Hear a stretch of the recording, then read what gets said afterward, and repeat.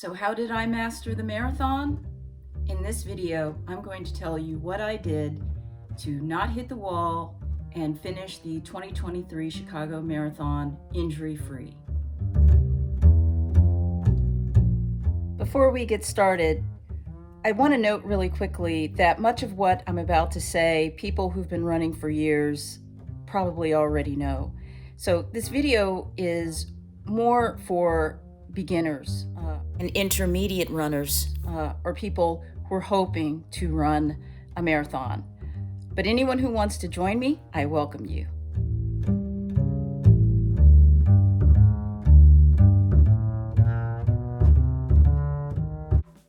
I experimented with my hydration and fueling strategies. I emphasize the word experiment.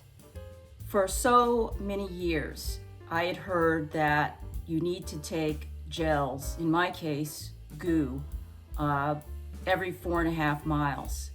I found, however, in training that when I got to 15 miles or more, those goos every 4.5 miles were just not enough for me. So I started experimenting and found out that if I took a gel every 2.5 to 3 miles, then voila, suddenly that energy that I had been losing before with the 4.5 mile strategy, I wasn't feeling as tired. I always took a swig of water every 1.5 to 2 miles and always immediately after a gel. And I took hydration supplements when it was extremely hot or humid and for runs over 9 miles. I always took them between gels. I used Martin during the marathon because I had found that it would make me go from feeling like a withered flower to a rose in full bloom. I wore the shoes that were right for me. I would have loved wearing Kipchoge's world famous Alpha Flies that helped him set a world record. But I tried them on and I know that shoe probably would have left me in tatters, basically injured, running a race of 26.2 miles. I overpronate. Those shoes and probably many other super shoe models are simply not for me. After many years of wearing the same make and model of shoe, however, I did start experimenting, asking more questions in stores about what could I wear that could help me run a little faster. And I settled on the Saucony Tempus after I went into the store, tried it on, got on a treadmill, had a gait analysis done by a sales consultant who said, yeah, these shoes seem to work with someone like you who overpronates. Bought the shoe, gave it the ultimate tryout by taking it for a run, a short run. I felt light on my feet, it didn't hurt. But the real tryout was the 20 miler that I did in the shoe. And when I finished that, feeling like I could run even longer, I said, you know what? I think the Tempus is the marathon shoe for me. I ate well. I made sure to get my fruit, vegetables, high carb items, especially during the weeks when I was logging in really long miles. When I talk about carbs, I'm talking about the good stuff. Some of that would include some of those fruits and vegetables, but also rice, oatmeal, not bagels for me, at least not the traditional kind. Occasionally gluten-free bagels because I do a gluten-free diet, and just basically watching my diet all around.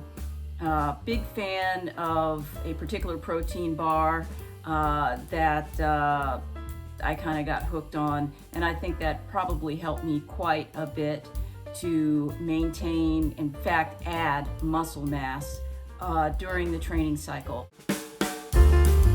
I know a lot of people say all you need to do is 120 miler as a high. That may be fine depending on your race goals, but I had a very specific goal, which was to finish the race in 4 hours and 20 minutes or less, because I was seeking to time qualify for the 2024 Chicago Marathon. And so that being the case, I felt like I needed to get out there and really put in some serious miles. So the highest run I did 2 20-milers and I did a 23-miler.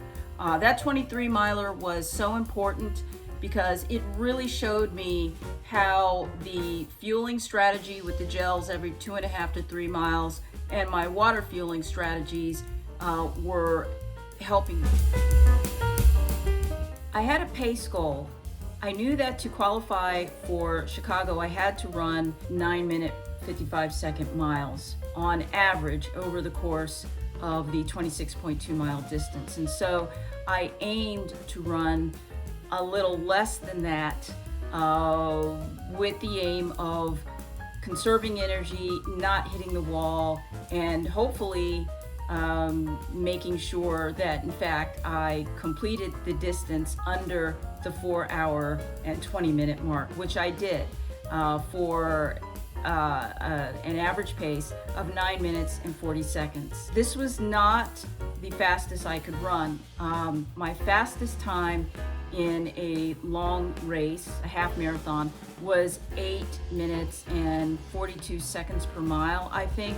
And so with that being said, I knew that I could run faster, but I didn't want a chance getting wrecked in a long distance race like this marathon. And I wanted to time qualify, so I was conservative, and I'm happy that I was.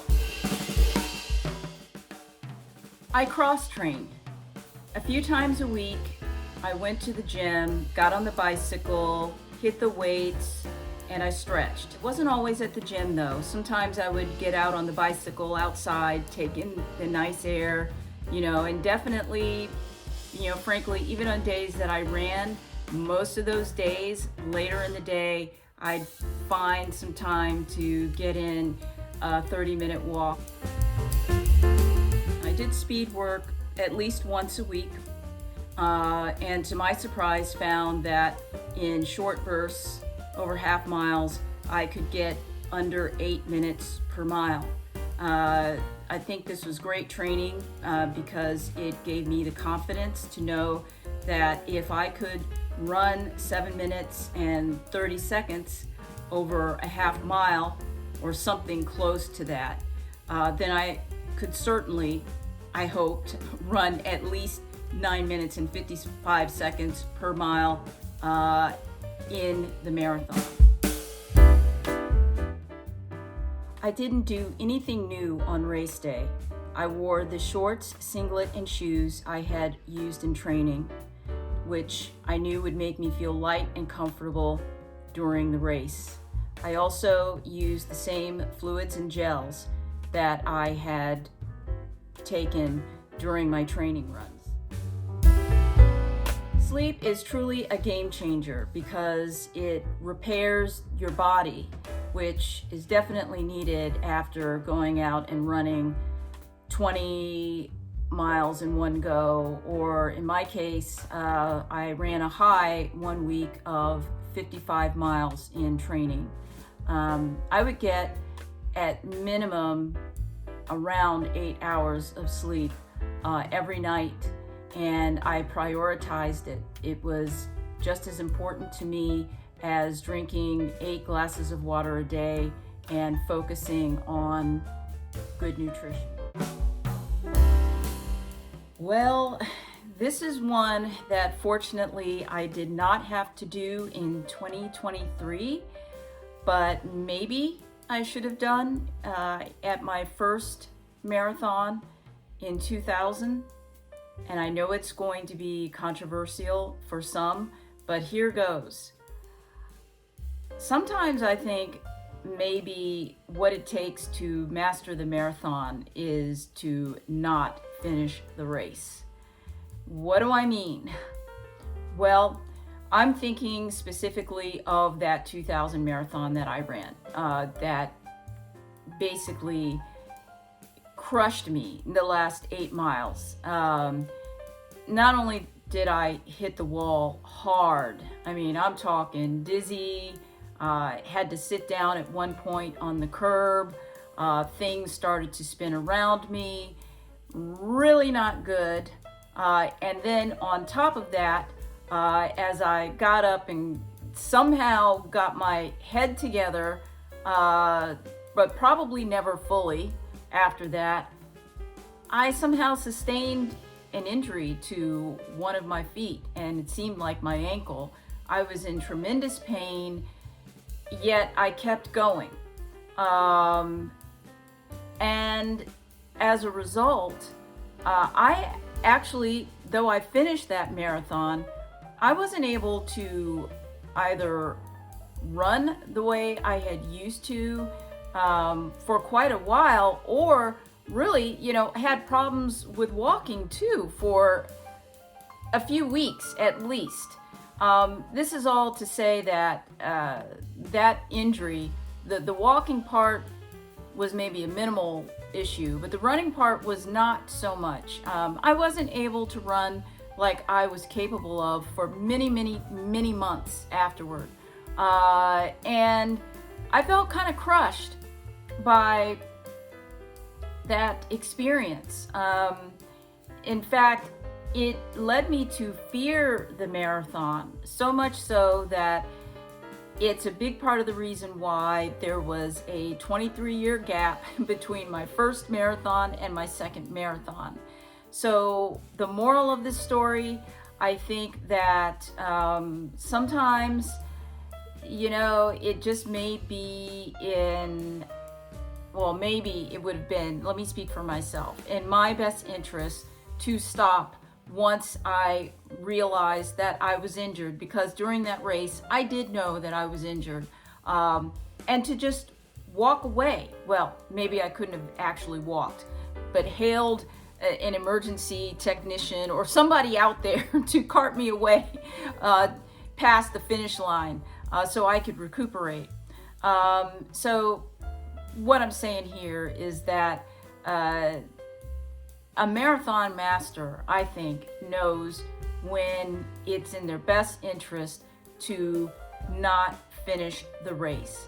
It is not worth being injured to the point where you can't perform for months afterward, or potentially even be derailed permanently because you continued to pound an injury during a 26.2 mile distance race.